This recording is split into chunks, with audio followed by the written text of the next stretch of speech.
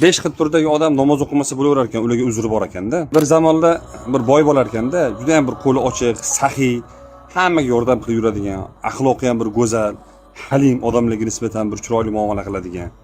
Lekin namoz o'qimas ekan. Bir kun shu imom huzuriga borib, "Ey hazrat" debdi, "Mana bilasiz, axloqim joyida, saxiyman, odamlarga ehson qilaman, sadaqa beraman, lekin shu namoz o'qiy olmayman. Shunga bir uzr topib bersangiz, nima qilsam bo'ladi?" Siz imom aytgan ekan, "Hazrat degan ekan, menga bir muddat vaqt bering.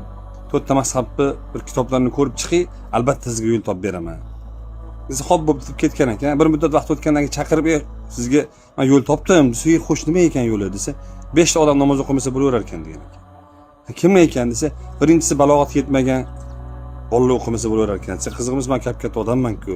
Siz shoshilmay ikkinchisini eshiting. Ikkinchisi nima ekan desa, ikkinchisi hayvonlarga mumkin emas ekan namoz o'qish, farz emas ekan hayvonlarga desa, xafa bo'lib, "Men odamman-ku, nima deganing bu?" Uchinchisini aytsa, uchinchisi degan ekan, kofirlarga namoz farz emas ekan. "Sen nima deganing? Men musulmonman deb o'zimga islomga nisbat beraman." To'rtinchisini aytsa, to'rtinchisi degan ekan, aqli zaif jinnilarga o'qimasa bo'laverar ekan. "Sen nima deganing? Men aqlim, hushim joyida, sadaqalarni qiladigan, aqlim bilan maqtanadigan odamman" desa, beshinchisi ham bor ekan. Beshinchisi nima desa, o'liklarga farz emas ekan namoz degan ekan. Siz ham agar mana shu 5 tasidan bittasi bo'lsangiz, o'qimasangiz bo'laverar ekan bemalol. Assalomu alaykum va rahmatullohi va barakatuh.